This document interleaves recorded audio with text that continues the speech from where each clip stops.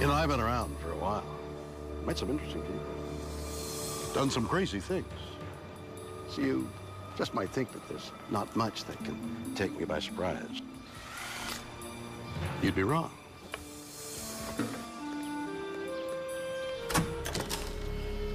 The world is full of stories, science, and things that amaze and confound me. Every single day, incredible mysteries that keep me awake at night. Some I can answer.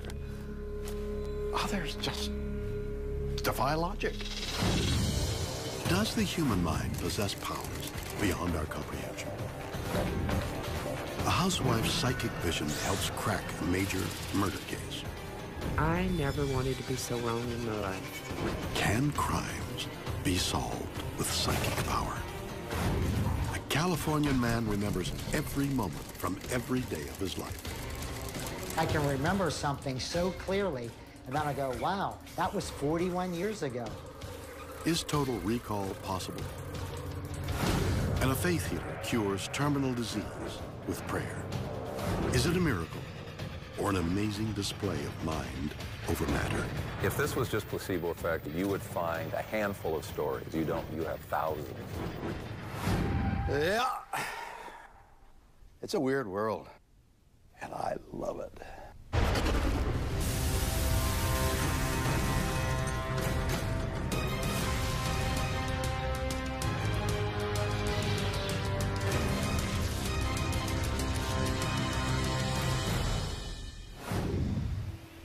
The human brain.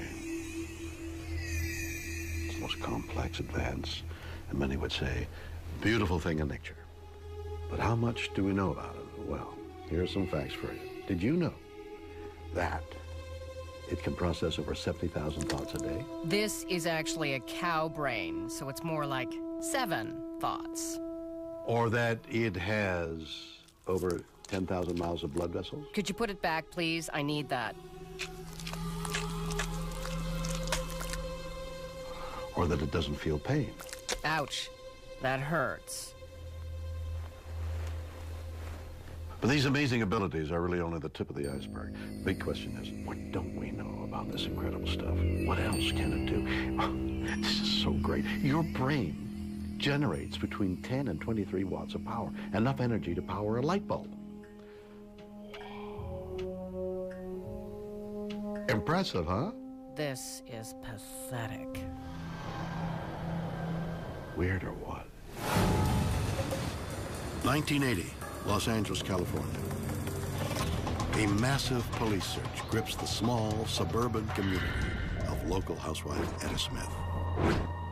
I think we were a little edgy because having things like that happen wasn't the everyday practice. A hospital nurse is missing and feared dead.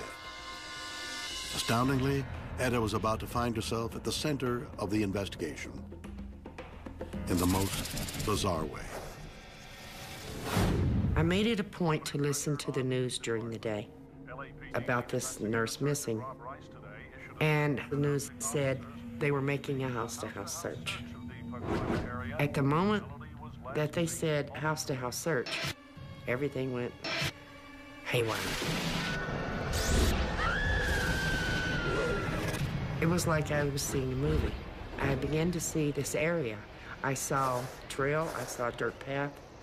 I saw something white through the bushes, and I knew where it was. For the first time in her life, Etta's had a psychic vision. She's convinced she knows where the nurse is. She's terrified and confused. I didn't know what to think of it. There's some things that you just can't explain away. I'm arguing with myself. Should I go tell the police? They're gonna think I'm crazy. But what if she's there and she needs help? Etta decides to drive to where she believes the nurse to be, a nearby canyon. Just being there seems to increase her newfound psychic abilities. I see a big spray of dirt and tire marks, and I laid my hands into the tire prints. And as soon as I did, I could feel trauma. I mean, bad. By then, my heart is just fluttering. And I'm thinking, all I want to do is get out of here. Fighting her fear, Etta follows her instinct. Down the embankment, out the dirt path. I see something. There was white nurse's shoes. And I said, oh my God, it's her. I never wanted to be so wrong in my life. All I could think of is run, get out of here, get to the police. When the police arrive, Etta's in for a huge shock. Instead of thanking her, they're convinced she must have had something to do with the murder. To her horror, she's arrested.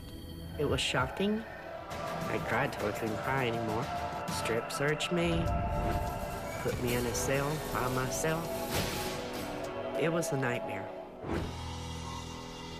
After 4 days behind bars, Etta is finally released. Soon after, the killers, 3 local men, are arrested and convicted of rape and murder. Etta sues the police for false arrest, and after 6 years of legal battles, she wins. But even now, Etta struggles to make sense of the whole thing.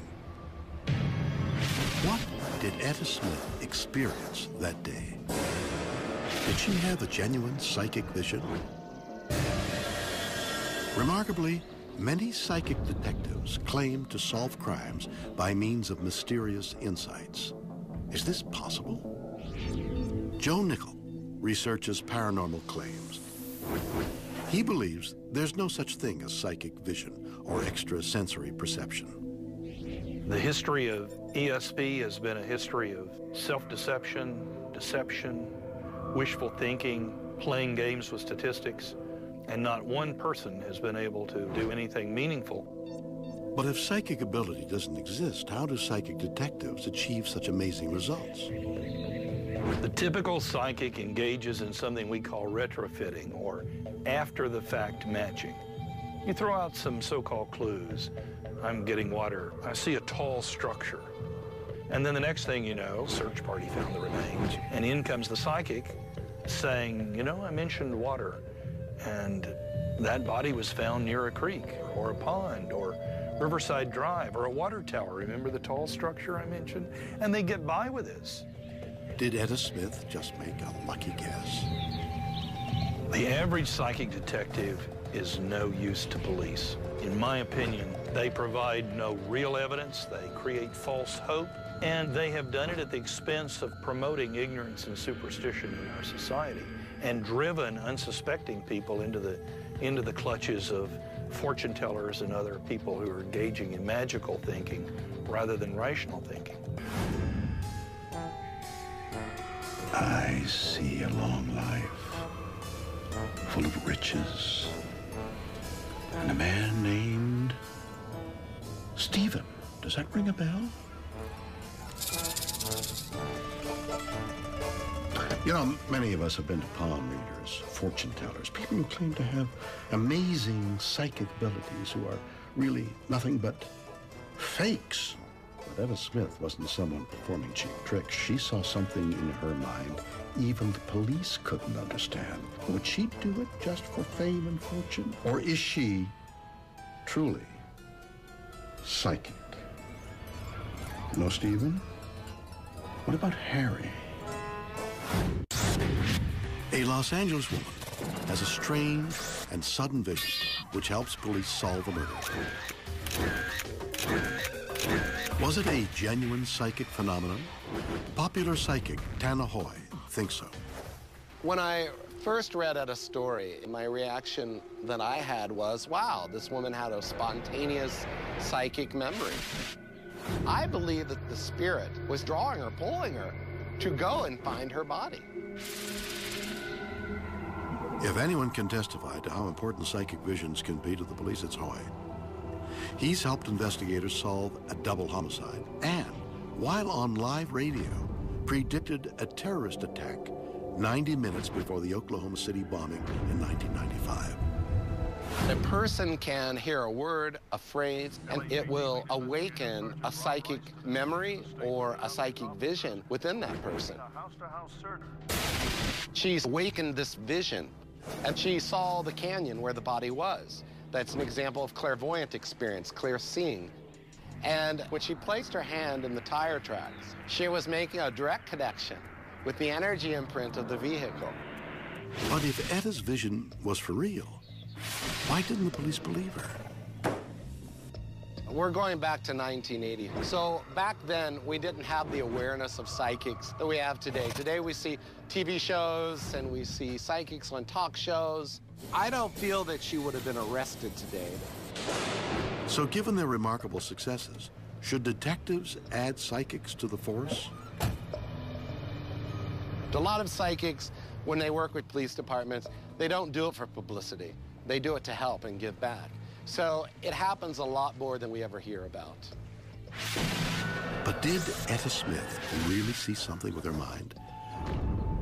Psychology professor Tim Moore thinks not. I think Etta may have overheard information in the community without fully processing it at the time that she acquired it. But later on, it registered and prompted her to go to the police.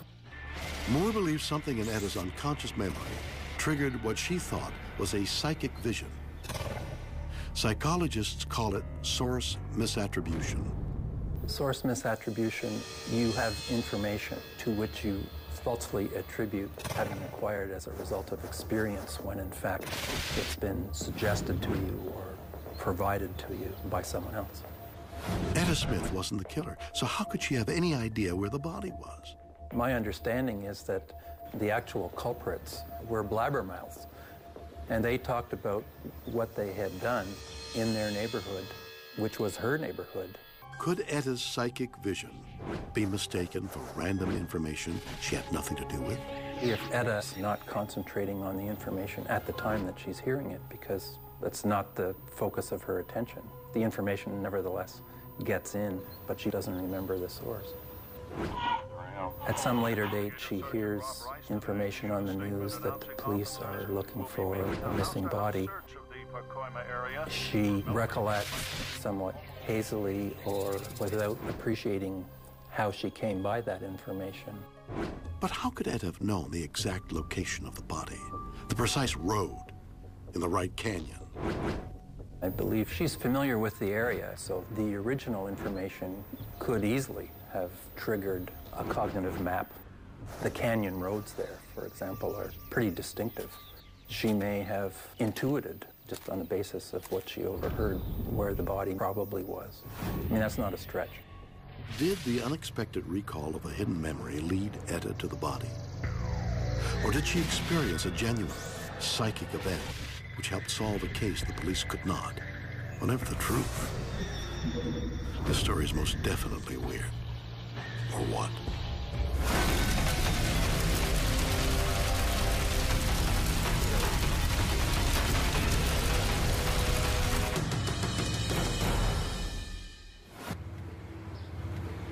You know, the human brain has been evolving for, hold it. Well, how long has it been evolving? 2.5 million years. 903B, take 2, marker. Action. You know, the human brain has been evolving for 2.5 million years, but perhaps one of the greatest things that sets us apart from any other creature is the power... Oh, damn. 903B, take 3, marker.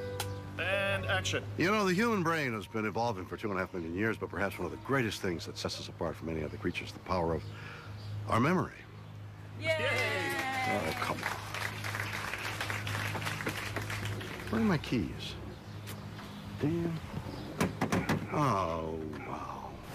They say that everyone has a special talent. And in Bob Petrella's case, that's certainly true. But he possesses something so special, it sets him apart from the rest of humankind. The reaction kind of varies. A lot of people are amazed. A lot of people call it a phenomenon, it's strange and unusual. Even old friends are still shocked when they see Bob's power on display. Oh, very good, very good. May 18th, 1980.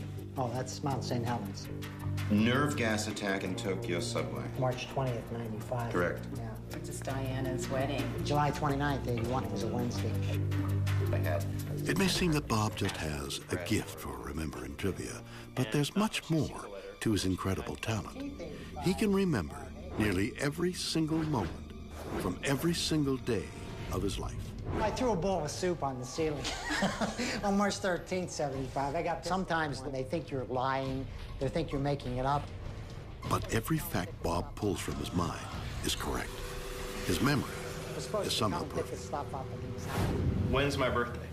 November 8th. What's the year? 68. What day of the week was it? Friday. What were you doing that day? I was at a football game watching Beaver Falls play Hopewell. Beaver Falls got beat, I think 28-7.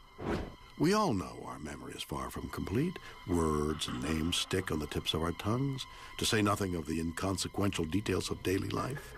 May 1st. Let's go back May 1st. 10 years. What was it? Well, May 1st, 91, I was wrapping up a job at Pacific State University. That was a Tuesday, and that was the NFL draft. Yeah, that's usually going to be around draft day. Yeah. And then May 1st, 81, I was house sitting in Laurel Canyon for this woman named Autumn Brown. May 1st, 71 was a Saturday. Oh, and I was back east visiting. I went out drinking for the first time as a 21-year-old in a bar. It was a Saturday, you know, and I was, let's see your ID. Yeah, here it is, pal, I'm 21, you know. So it was like only 3 days after my 21st birthday. Incredibly, Bob is not the only person with a perfect memory. He is part of an exclusive club. Around 20 people worldwide have what scientists now call super autobiographical memory, the ability to remember every single day of their lives. Yeah, the amazing part to me sometimes is I can remember something so clearly, and then I go, wow, that was 41 years ago. I'm not sure how it works. It came natural to me. A man with a super memory that can remember the tiniest detail from every part of his life. Now, that's impressive. But he's not the only one. You see, I've got some tricks of the trade myself. For instance, I've forgotten where I put my phone to stimulate my memory. I use another phone to call it. And then I listen. And then I simply head towards the source of the sound, and I should find it in the last place I was doing something important. Okay, I know it's in here now. Oh, come on. Yeah, no. Ah, you see, it works every time. Hello? The ice cream is in the refrigerator. So what explains Bob Petrella's incredible gift? Could the rest of us have this superpower? We all have this capacity. The Californian man has an incredible gift. He is able to remember every detail of every day of his life. Does he possess a kind of superpower? When I first heard about this idea that didn't smell right to me. Gary Marcus is a cognitive scientist. He believes people with super memory might not be so super after all. I think what's really happening in this syndrome is that people are really spending a lot of time studying their own lives. People might try to remember the past because they want to hold on to it. It's not necessarily voluntary. Most of us, if we're interested in something, don't obsess over it. I think one thing that often happens in this syndrome is people are particularly interested in the details of their own lives. Not everybody is, so I think my life is interesting, but not so interesting that I spend a lot of time thinking about what happened to me in the past. So is super memory just a form of obsession? To find out, Marcus spent time with other people who also claim they have it. I think that people who have studied this phenomena have focused on what the people who have the phenomena are good at. But with the person that I tested that had this kind of syndrome, I kind of focused on some things that I thought they might be bad at and indeed were. When given standard memory tests like recalling lists of words, Marcus found people with so-called super memory did no better than anyone else. So has Bob simply chosen to obsessively memorize his entire life? Not everyone is convinced. Dr. James McGaugh was the first psychologist to study supermemory. The most surprising thing about this ability, to me, is what it surprises everybody.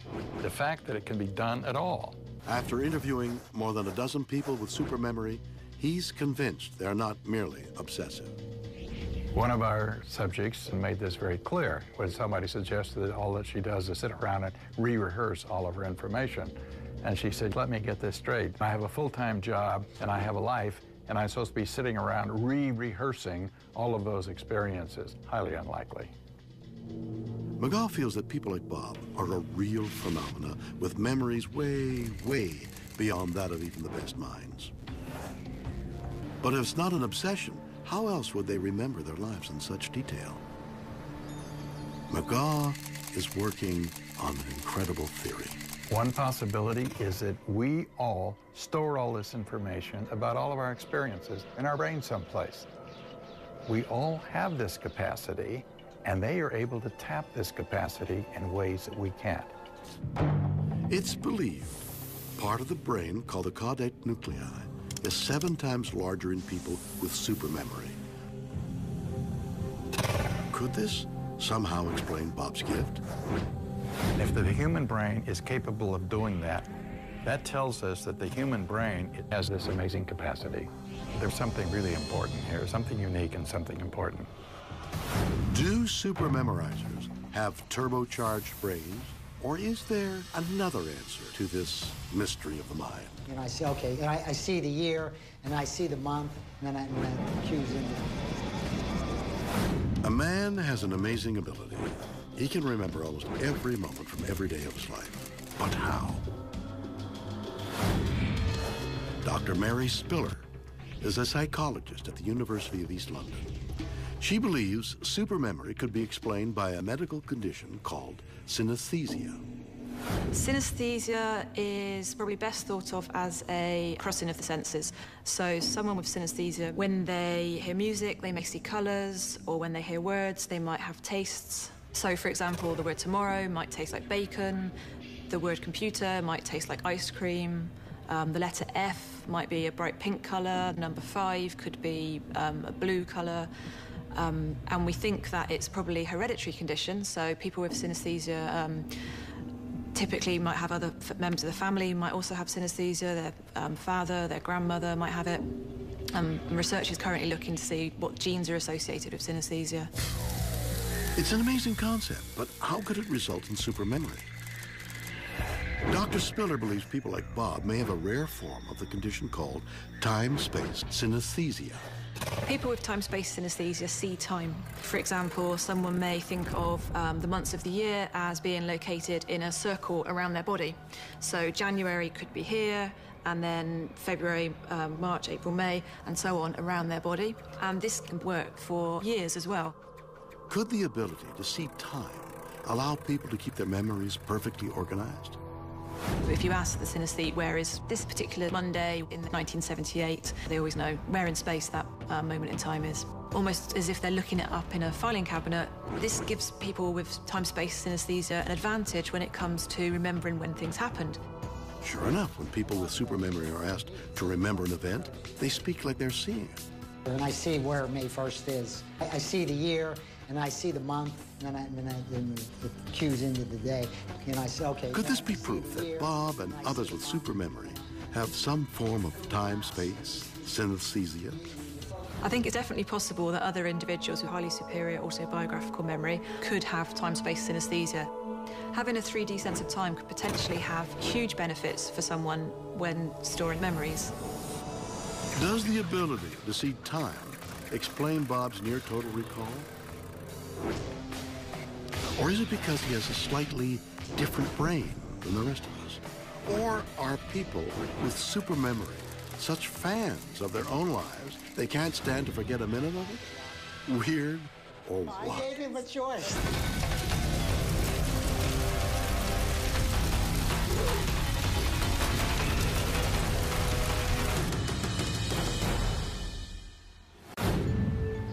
You know, it was my birthday the other day. As you can see, I got some really great presents. The problem is with this newfangled packaging. It's a miracle you can get them.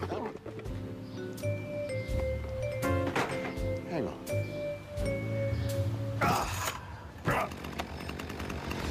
This should do the job.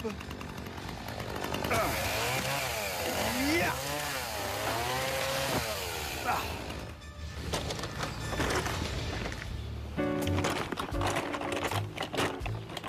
Oh, well, at least I got it open. But do miracles, even small ones, have a rational explanation? Or are they gifts from a divine and superior power? Or are they something else? In 1993, Julie Spahn was living a happy life with her children and husband, Greg. But one August night, her life was suddenly ripped apart. We were having a dinner, and suddenly Julie sat down, and I heard a cracking sound like a broken baseball bat, and saw her head fall to the table. In a horrible freak accident, Julie had smashed her head on a shelf behind her seat. And that's the last time I saw my wife for many years, as far as the Julie I knew. I fractured the temporal bone in the back of my head, and which led to a significant brain bleed. It's a very serious injury. In that moment, Julie's world turned upside down. For the next 13 years, to put it bluntly, my life was pure hell. I literally had headaches every single day. I had visual problems. I couldn't walk. I couldn't sleep.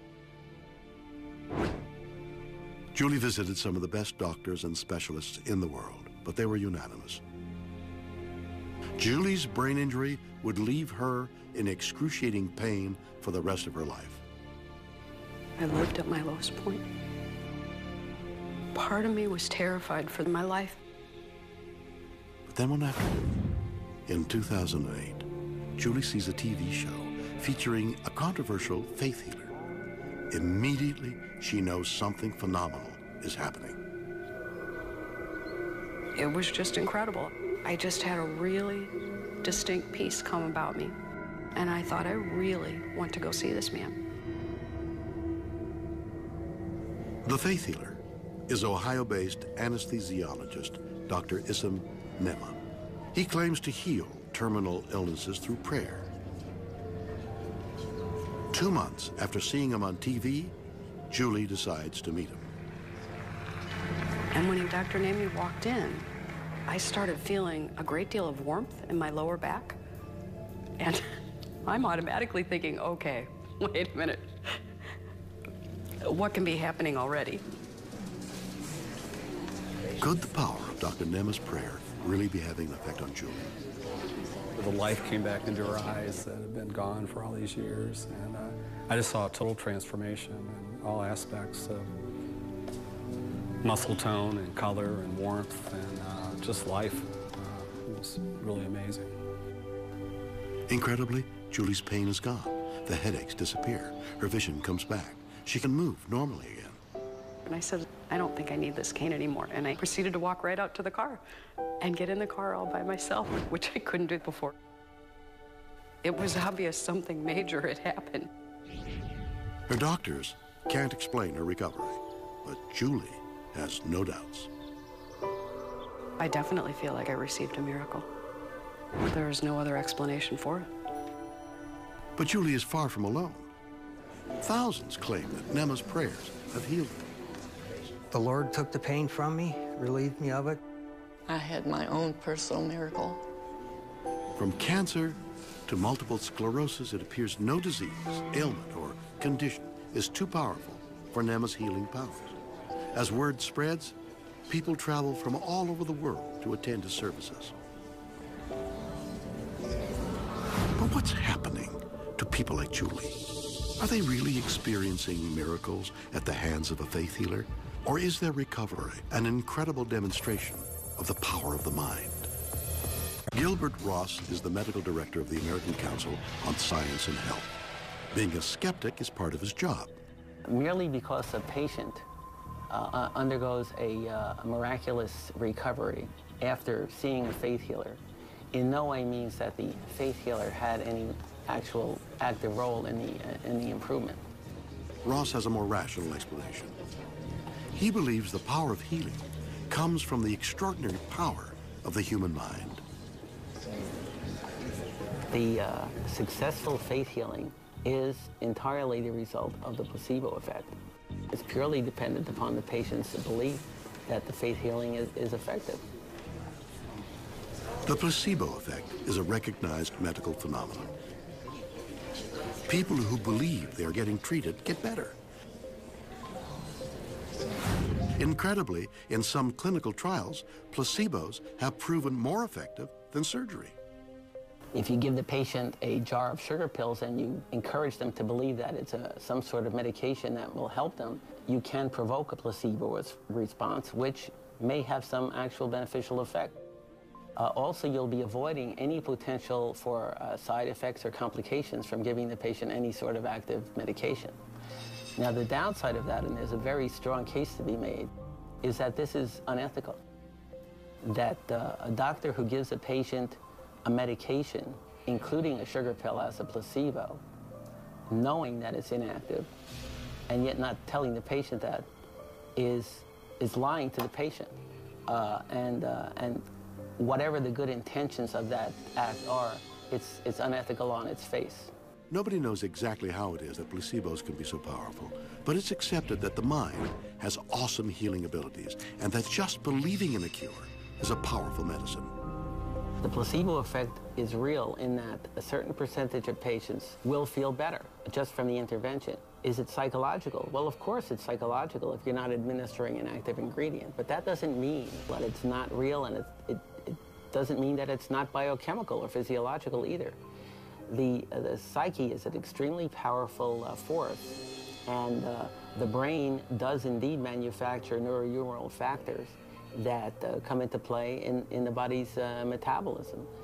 This is well known. I mean, the antidepressant pills, the selective serotonin reuptake inhibitors, act on brain chemicals. So we know very well that mood and affect and behavior are to some extent chemical-based. So why shouldn't a psychological factor generate chemicals that also help patients to feel better?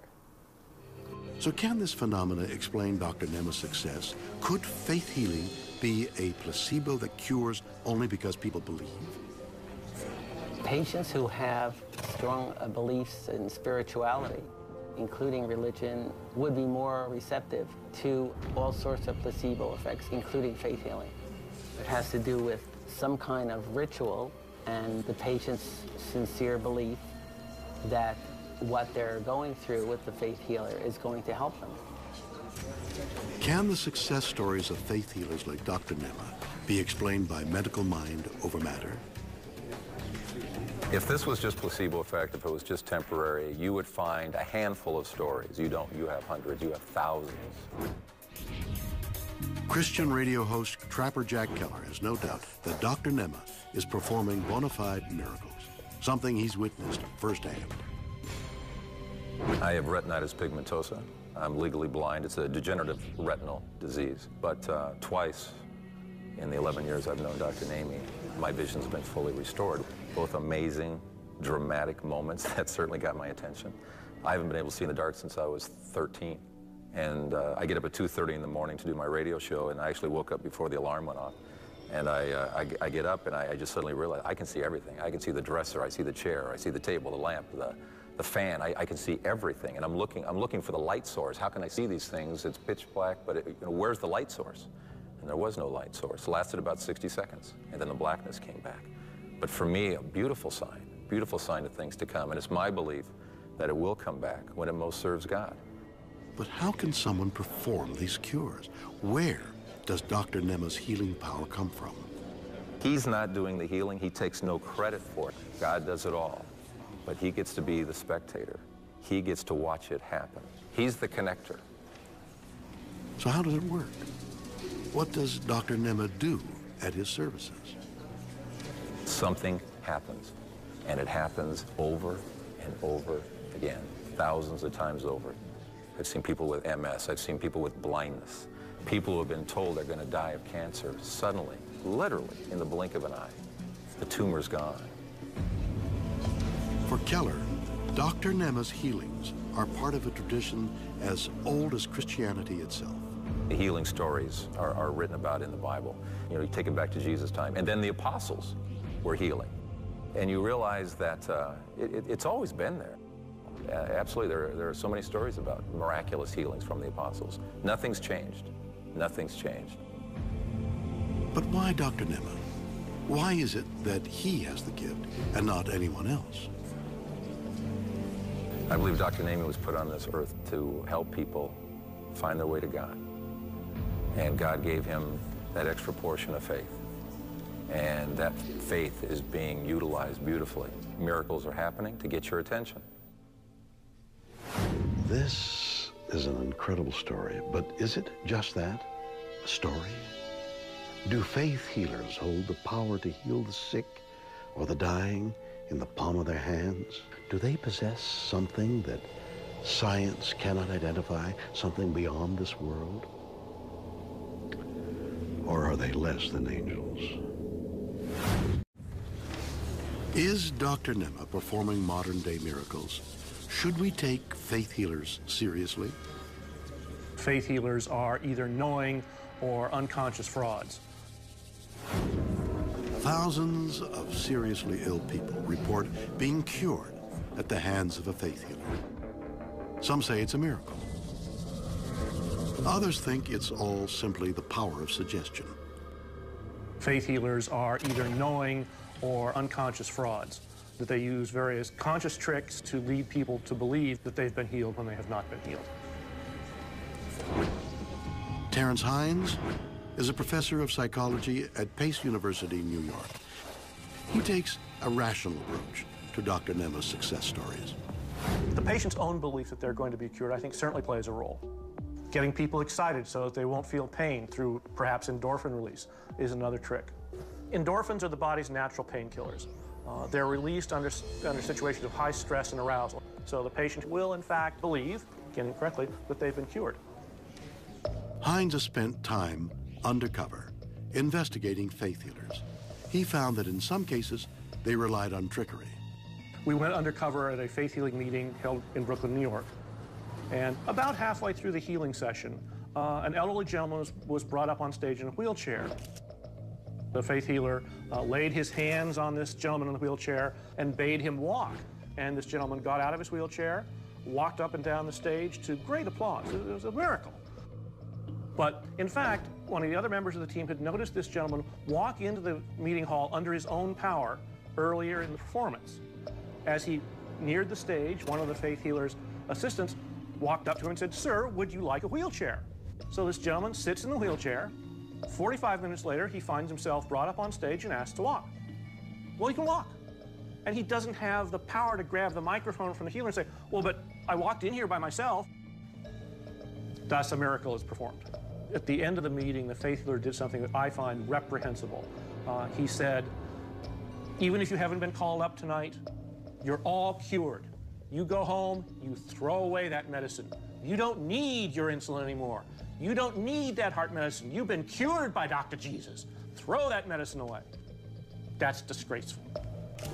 But why would some faith healers set out to dupe people? According to Hines, it's a profitable game. All faith healers that I've come across don't charge admission to their services. It's free. But during the service, they certainly ask for donations.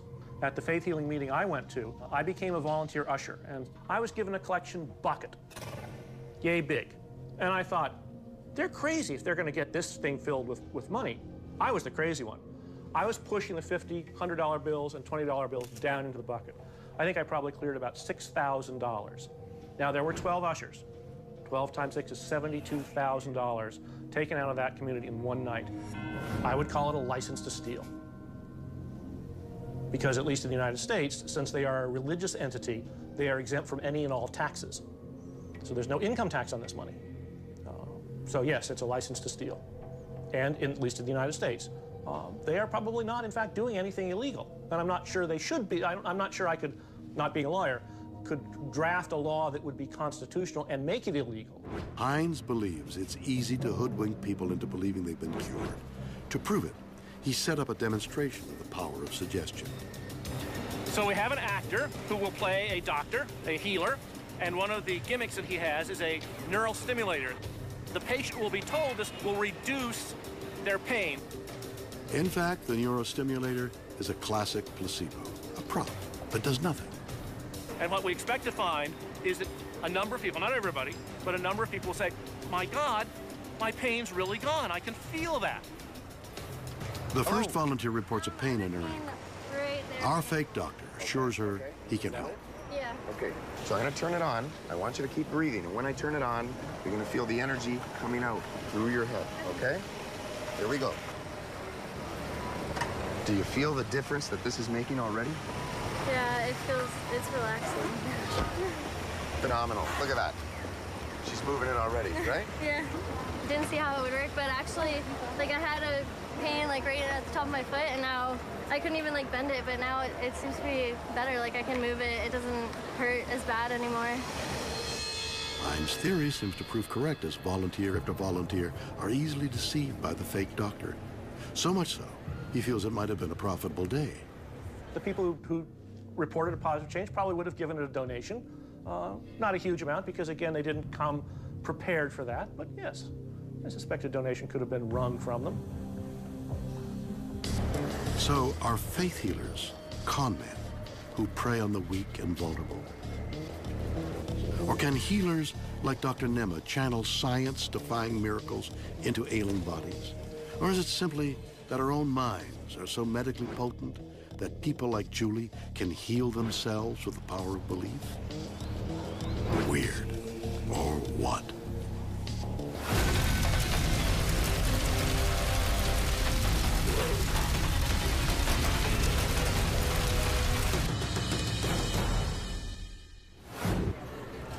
So there we have it. 3 stories exploring the untapped power of the human mind.